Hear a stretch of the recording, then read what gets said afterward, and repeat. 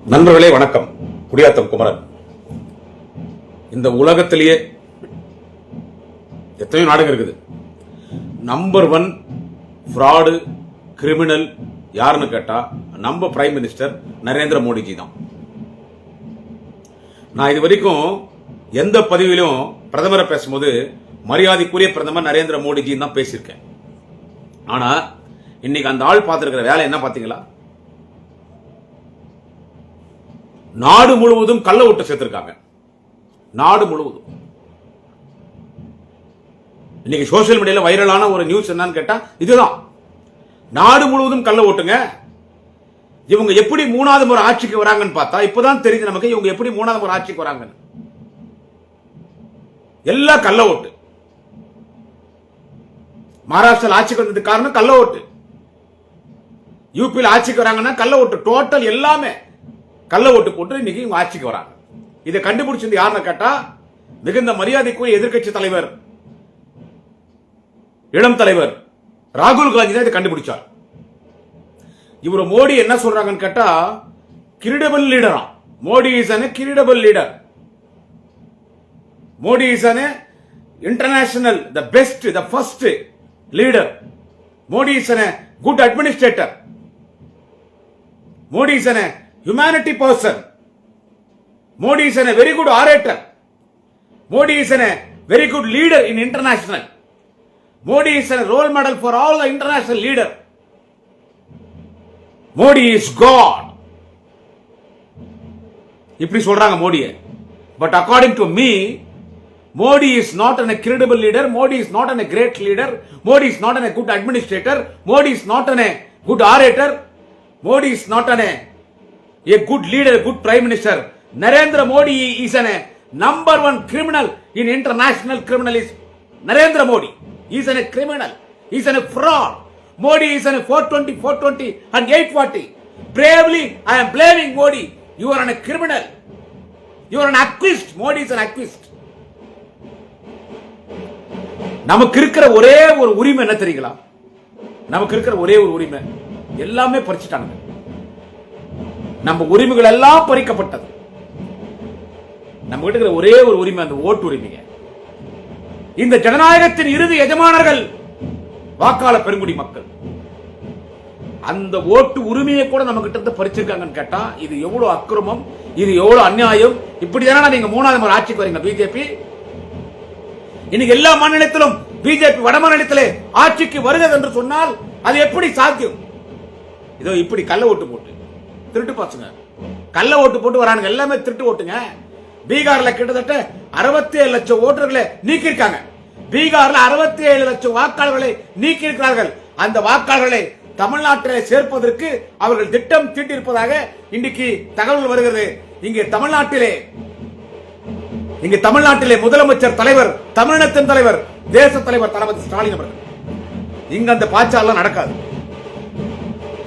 இங்க அந்த பாச்சா உங்களுடைய வேலைகள் அதெல்லாம் இங்க நடக்காது சார். ஒண்ணு இல்ல சார், ஒன்னே ஒண்ணு சொல்றேன் சார்.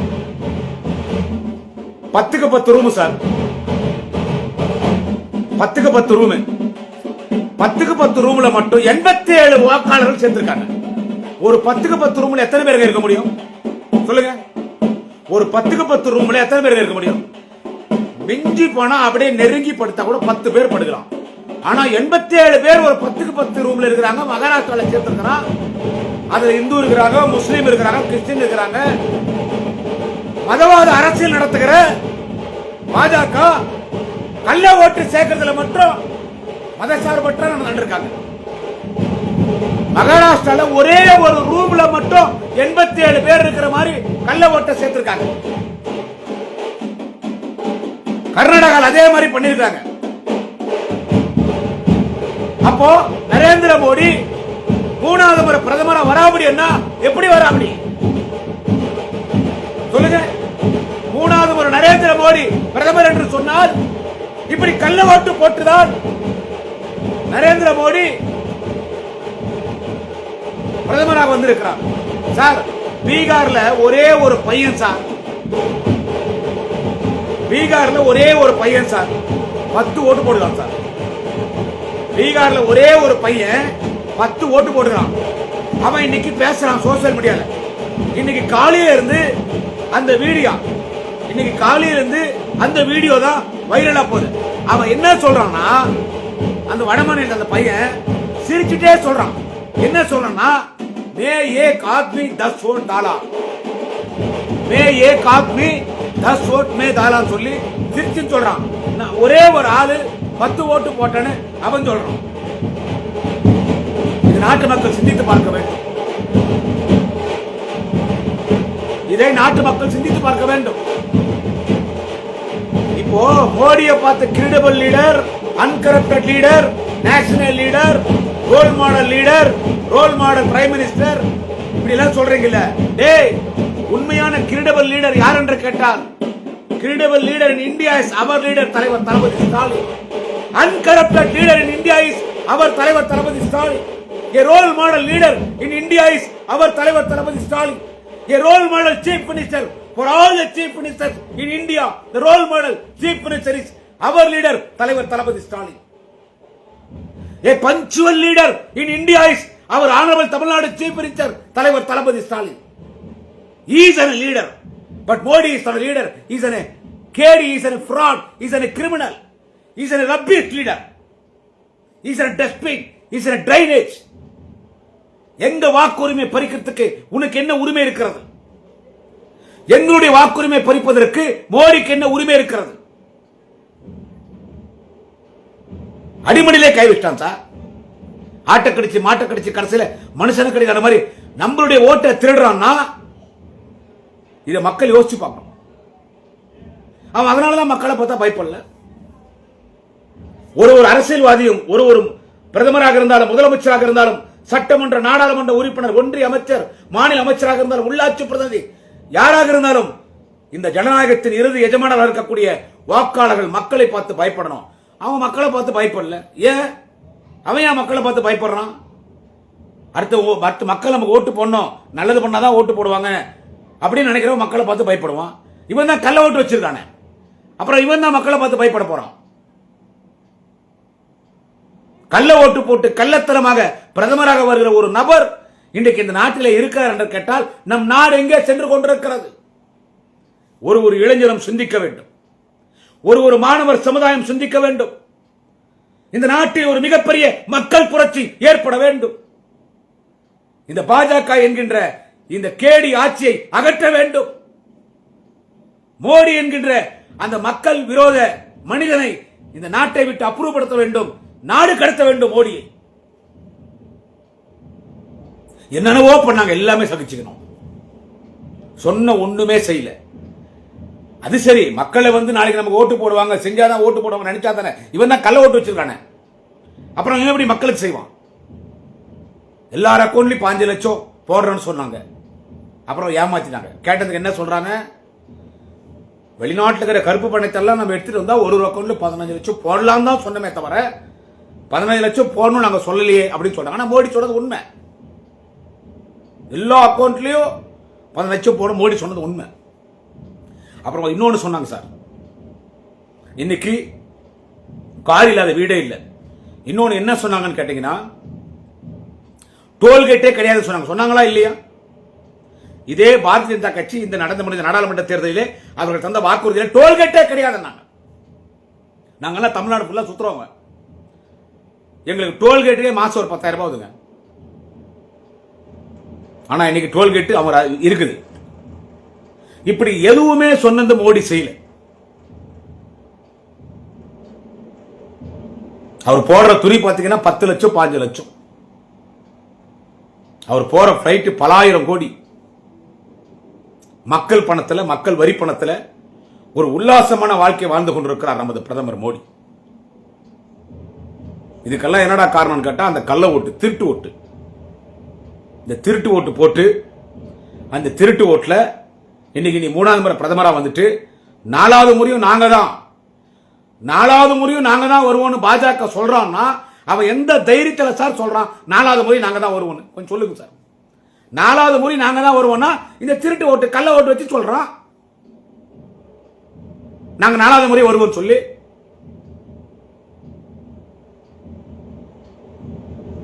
உண்மையிலே சொல்ற, நாடு அழிவு பாதையில சென்று கொண்டிருக்கிறது. நான் மோடிக்கு ஒன்று சொல்லுகிறேன்.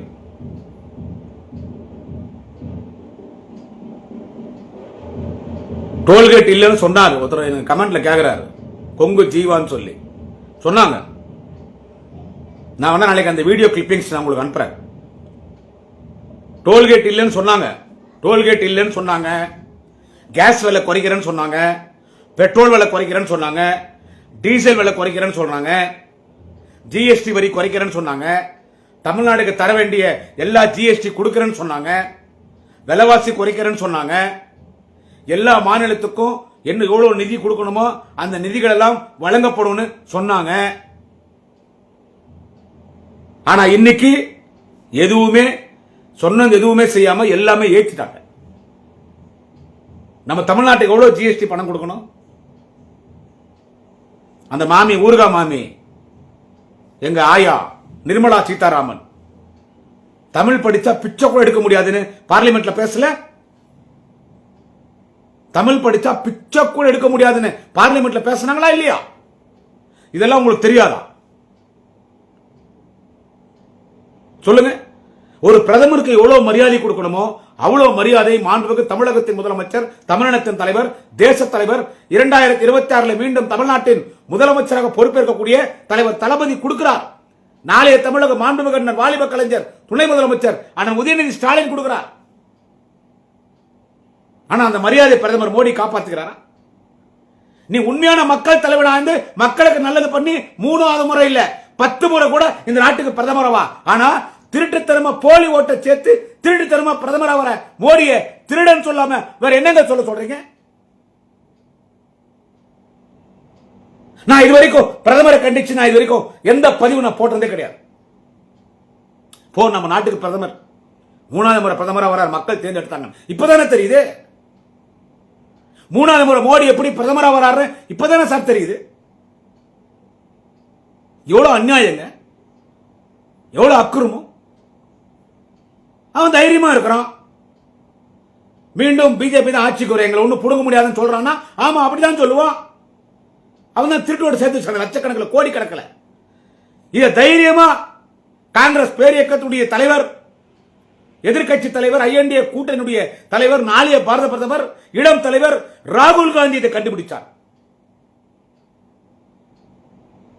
இதை திசை திருப்பத்துக்கு என்ன பண்றான் பாத்தீங்களா சார்? எப்பவுமே சார் இந்த பிஜேபி மட்டும் சொல்லிட்டுங்களா சகோதர சகோதரிகளே, நாட்டில் எதுனா ஒரு பிரச்சனை வந்துச்சுன்னா அவன் என்ன பண்ணுவான்னு கேட்டீங்கன்னா போர்னு சொல்லிடுவான், எல்லையில பிரச்சனை. இப்போ ராணுவ தளபதி மோடி சொல்லி ராணுவ தளபதி எனக்கு அறிக்கை வெளியிடுறாரு. என்னன்னு கேட்டா, மிக விரைவிலே இந்தியாவிலே போர் வரப்போகிறது. இந்தியாவிற்கு பாகிஸ்தானுக்கோ இந்தியாவிற்கோ சைனாவுக்கோ எல்லையிலே ஒரு மிகப்பெரிய போர் நடைபெறப் போகிறது. நாட்டு மக்கள் விழித்துக் கொள்ள வேண்டும். ராணுவ வீரன் மட்டுமில்லை, ஒருவர் இந்த நாட்டின் குடிமகனும் போருக்கு தயாராக வேண்டும். போர் வருகிறது கிளப்பி விட்டான் சார். அதாவது திசை திருப்புறது. இன்னைக்கு இவன் கள்ள ஓட்ட சேர்த்தான் இல்ல, இவன் கள்ள ஓட்டு சேர்த்தான் இல்ல. இதை நாங்க பெருசுபடுத்தணும்னா இது மக்கள்கிட்ட ராகுல் காந்தி பேசினாரு, பார்லிமெண்ட்ல எல்லாம் இந்த விஷயத்தை பெருசாக்கிட்டாங்க. பார்லிமெண்ட்ல இந்த விஷயத்தை பெருசாக்கிட்டாங்க சார். இன்னைக்கு ஐஎன்டிஏ கூட்டணி, காங்கிரஸ், திராவிட முன்னேற்ற கழகம் எல்லாமே இன்னைக்கு மிகப்பெரிய பேரணி. இந்த மோடி அரசை மரியாதைக்குரிய சகோதரி பிரியங்கா காந்தி இப்படி கைத்தட்டி கைத்தட்டி கைத்தட்டி கைத்தட்டி பஸ்ல அரெஸ்ட் பண்றாங்க, கிண்டல் பண்ணிட்டு போறாங்க. சோ இந்த இஷ்யூ இன்னைக்கு இந்தியாவில் பேசப்படுற ஒரு முக்கியமான இஷ்யூ, ஒரு முக்கியமான சோசியல் மீடியால ஒரு வைரலா போகுது. என்னன்னு கேட்டீங்கன்னா, இந்த கள்ள ஓட்ட போலி ஓட்ட சேர்த்த இதுக்கு துணை போனது யாருன்னு கேட்டா தேர்தல் commission. Election commission is labour for Narendra Modi. I am blaming bravely. Election Commission is labor for Narendra Modi. Even to CBI is also brave for Narendra Modi. ED, ID, totally all are labor for Narendra Modi. எப்படிங்க நாடு முன்னேறும்? நாங்க ஏதோ திமுக மோடியை திட்டணும்னு நாங்க பேசிட்டு இல்லைங்க. இன்னைக்கு எல்லாருக்குமே தெரியும் இந்த கள்ள ஓட்டு சமாச்சாரம். ஆனா ஒன்னே ஒன்னு சொல்றேன் கேளுங்க. இந்த நாட்டில் ஒரு தலைவன் ஒருத்தர் இருக்கார். இந்த உலகமே திரும்பி பார்க்கிற ஒரு தலைவன். வரிப்புலி பட்டாளத்தின் வரலாற்று நாயகன், முறுக்கேர் இளைஞர்களின் போர்முகிட்டு தலைவன், ரத்த தடாகத்தில் பூத்திட்ட குறிஞ்சிமல நாயகன், திராவிட முன்னேற்ற கழகத்தின் இரண்டாம் கலைஞர், வாலிப கலைஞர், தலைவர் கலைஞர் இதயத்தை இரவலாக பெற்றிருக்கிற கலைஞராக, அறிஞர் அண்ணாவாக, தந்தை பெரியாராக வாழ்ந்து கொண்டிருக்கிற ஒரு மாபெரும் தலைவன். தாய்ப்பாலில் தூசிப்பட்டாலும் படும், பொதுவாழ்வில் தூசிப்படாத இந்தியாவின் சிறந்த முதல்வர், முதன்மை முதல்வர், தேச தலைவன், திராவிட இனத்தின் தலைவராக இருக்கிற தலைவர் தளபதி ஸ்டாலின் என்கின்ற தலைவர் இருக்கிறார். மோடிக்கும் சொல்லுகிறேன், அவரோடு இருக்கிற கேடிகளுக்கும் சொல்லுகிறேன், தலைவர் தளபதி ஸ்டாலின் தமிழ்நாட்டுக்கு மட்டும் தலைவர் இல்லை, இந்த இந்தியாவுக்கே தலைவர். உங்களுக்கு ஒரு நல்ல பாடத்தை மிக விரைவிலே தலைவர் தளபதி ஸ்டாலின் புகட்டுவார். மக்கள் விழித்துக் கொள்ள வேண்டும். ஒரு மாணவர் புரட்சி இந்தியாவில் ஏற்பட வேண்டும், ஒரு இளைஞர் புரட்சி இந்தியாவில் ஏற்பட வேண்டும். ஏன்னா ஊழல் பண்றான், அத்தை பண்றான், இத்த பண்றான், என்னென்னவோ பண்றான், மதவாத அரசியல் பண்றான். பிஜேபி கார இல்லாத கேடி, கேப் மாறி, முள்ள மாறி, முச்சோக்கி, 420, 840 எல்லா வேலை பிஜேபி பாக்குறான். ஆனா கடைசியில் நம்ம உரிமையை திருட்டான். பாத்தீங்களா சார், நமக்கு இருக்கிறது ஒன்னே ஒண்ணு, அந்த ஓட்டு உரிமை சார், அதையே திருட்டானே. மக்கள் இப்பொழுதும் விழித்துக் கொள்ளவில்லை என்று சொன்னால் நம்ம காலத்துக்கும் பிஜேபி அடிமையா இருக்கணும். 200 ஆண்டுகளுக்கு மேல் ஆங்கிலேயர்களின் ஏகாதிபத்தியம் தமிழ்நாட்டில் ஆங்கிலேயர்கள் ஆட்சி செய்தார்கள். அவன் ஆட்சியில கூட இப்படி இல்லையேங்க. அக்கார்டிங் டு மீ, இந்த உலகத்தில் நம்பர் 1 சர்வாதிகாரி யார் என்று கேட்டால் மோடிதான். மோடிதான். கள்ள ஓட்டு சேர்த்து கள்ளத்தனமாக இந்த நாட்டிலே 3வது முறை பிரதமராக வருகிற மோடிக்கு மிக விரைவில் இந்த நாட்டு மக்கள் பாடம் புகட்டுவார். நாட்டு கடத்த வேண்டும், மோடியை நாடு கடத்த வேண்டும். பகிரங்கமாக சொல்லுகிறேன். என் மீது யார் வழக்கு போட்டாலும் சரி, நான் பார்க்காத வழக்கு இல்லை. தமிழகம் முழுவதும் காவல் நிலையங்களில் என் மீது இல்லாத புகார் இல்லை. இந்த புகாரும் கொடுங்க. நான் பிஜேபி காரன் சொல்றேன், மோடியை நாடு கடத்தணும். கண்டிப்பா மக்கள் பங்களாதேஷ் நடந்த மாதிரி, ஸ்ரீலங்கா நடந்த மாதிரி, அன்றைக்கு ரஷ்யாவிலே ஹிட்லரை ஸ்டாலின் என்கின்ற ஒரு தலைவன் ஒழித்து கட்டினான். இங்கே ஒரு ஸ்டாலின் இருக்கிறார். இந்தியாவில் தமிழ்நாட்டில் ஒரு தேச தலைவன் ஸ்டாலின் என்கின்ற தலைவன் இருக்கிறார். அவர்தான் உங்களுக்கு சாவமன் நடிக்கப் போகிறார். ஆமாங்க, ஒரு கள்ள ஓட்டு சேர்த்து கள்ளத்தனமா, திருட்டுத்தனமா, பிராடுத்தனமா, 420, 840 தனமா இன்னைக்கு ஒருத்த ஆட்சிக்கு வரான் பிஜேபி காரனா, அவனை நாடு கடத்தாம வேற என்னங்க பண்ண சொல்றீங்க? கண்டிப்பாக மோடி நாடு கடத்த வேண்டும். மோடி நாடு கடத்தப்பட வேண்டும். மக்கள் மோடிக்கு பாடம் புகட்டுவார்கள். தலைவர் தளபதி ஸ்டாலின் இந்திய மக்களை காப்பாற்றுவார். நன்றி, வணக்கம். குடியாத்தம் குமரன்.